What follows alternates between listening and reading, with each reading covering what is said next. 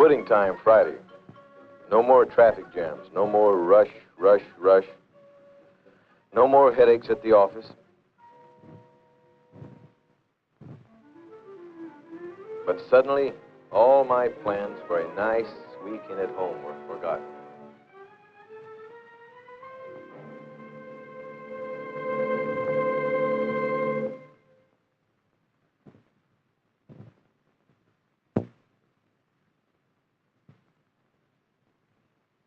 Hey, what you got, Bill? Wouldn't you know? Pete Granger. What a laugh he was having. Good afternoon, Mr. Duncan. And just my luck, Miss Monroe had to see it, too. I'd been meaning to buy a new garbage can, but, well, what would Betty say?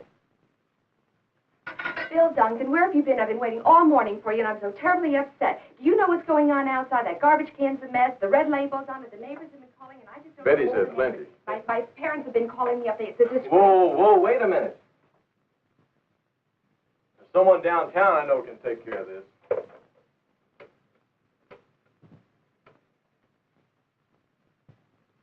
Health Department, Mr. Foster, please. Friend of mine, Larry Foster. He was a big football star in college. He works for the Health Department now. Larry? Bill Duncan. Say, fellow, what goes on here? Some of your people have been nosing around my yard. Yes, Bill. Yes, I know. Well, we've got the report right here, ready for filing. Well, let's talk about it. I'll drop by your place on my way home.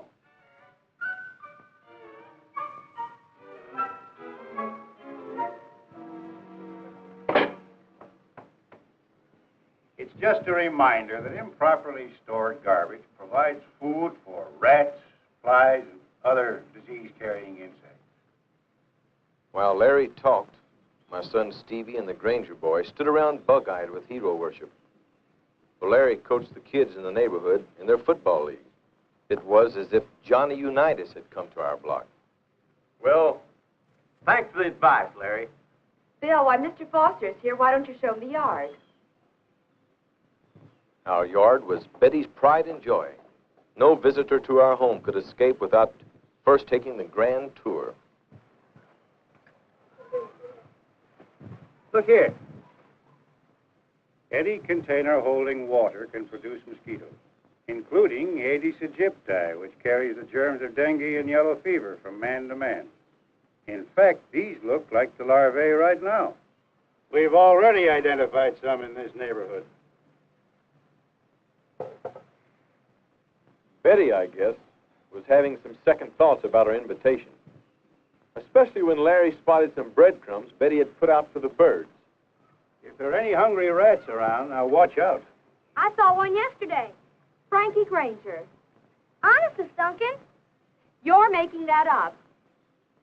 Rodents don't recognize boundaries, Mrs. Duncan. They'll invade any neighborhood. Larry went on to tell us a lot more about the biology and habits of rats, flies, mosquitoes, and other threats to public health when suddenly I noticed the two boys taking off as though shot out of a cannon. But on one thing, Betty and I were agreed. If anyone in the neighborhood was helping to breed these pests, it must be the neighbors.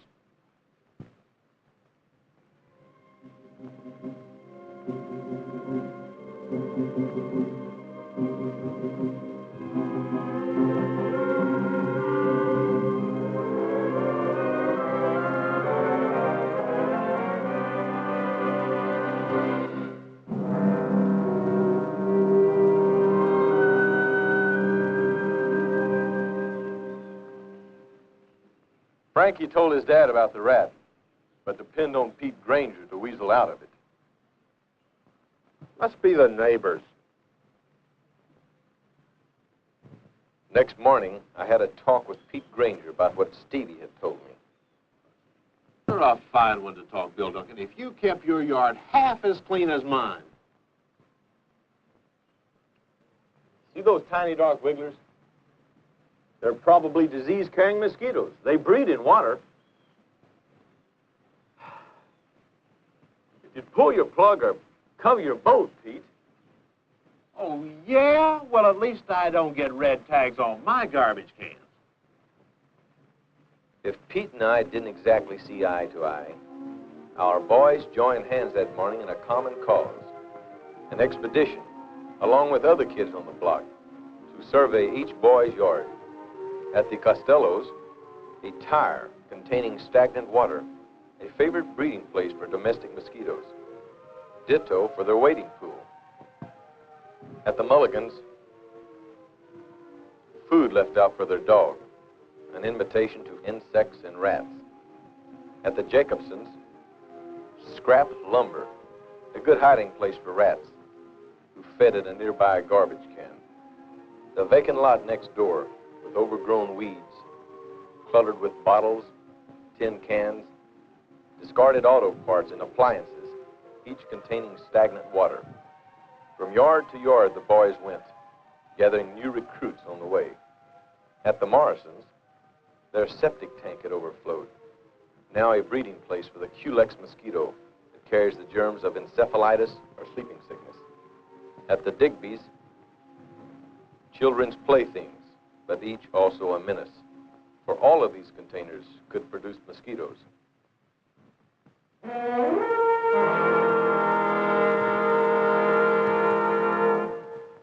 But when each boy confronted his parent, the answer was about the same. It must be the neighbors, son. Oh, darling, it isn't us. It's the neighbors. However, there was one yard in which the boys couldn't get. Miss Monroe's next door. Okay, boys, take 10. That Saturday afternoon, I saw Larry Foster doing football practice. I asked him what the city was doing to keep our neighborhood clean. The city provides ordinances and regulations for the guidance of the individual household, Bill. At the health department, we put out information for TV, radio, and the newspapers. We also make periodic inspections of the premises. Then, of course, the city collects your garbage twice a week, your rubbish once a week, and disposes of it by sanitary methods. Now, if it weren't for that service, any modern city would soon become a shambles. But the job of keeping your property free from health hazards is mainly yours, Bill. Now, the good citizen recognizes that fact and does all that he can to safeguard the health of his family and the whole neighborhood. As Larry went on to paint a grim picture of the various serious diseases carried from man to man by pests such as mosquitoes, rats, and flies, he had a spellbound audience.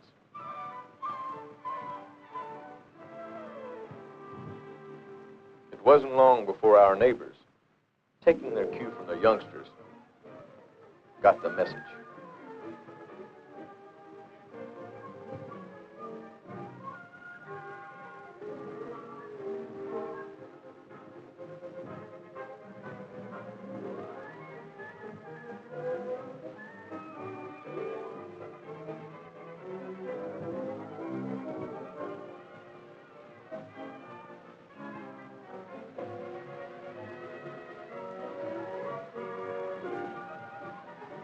Throughout our neighborhood, there was a general cleanup and improvement campaign.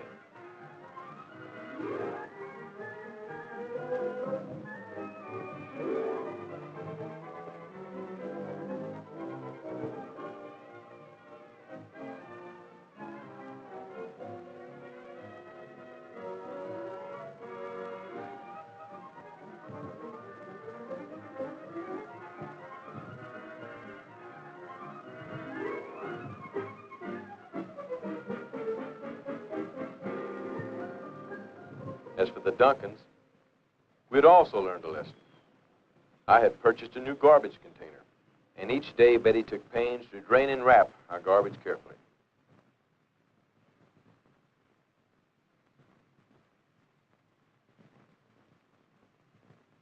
Before putting it into the container that sat on a new cart I had purchased. A protection against rats and prowling dogs. No more breadcrumbs in our yard either. For Betty had a bird feeder now, taking care not to let it overflow. But there was still a problem. The yard next door, as tightly guarded as Fort Knox. With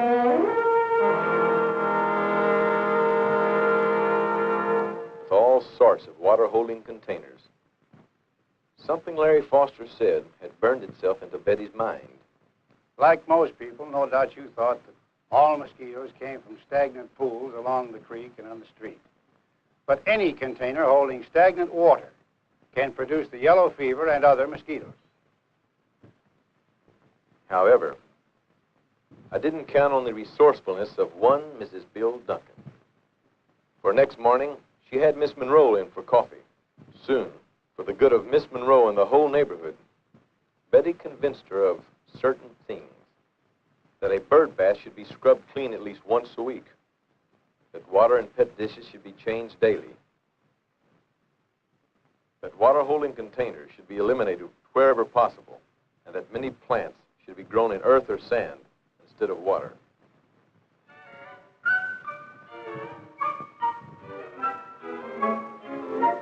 Miss Monroe's yard, our own yard. 2 down and 1 to go. Hi, Bill. Pete Granger, a hard nut to crack. However, when the Grangers invited us over to a weenie roast that Sunday afternoon, I found that Pete had also seen the light. Do a good job, son, and careful about those food scraps. Well, congratulations, Pete. I see you've learned your lesson. See here, Bill Duncan, if you kept your yard half as clean as I keep mine... And that goes double for you, Mr. Granger.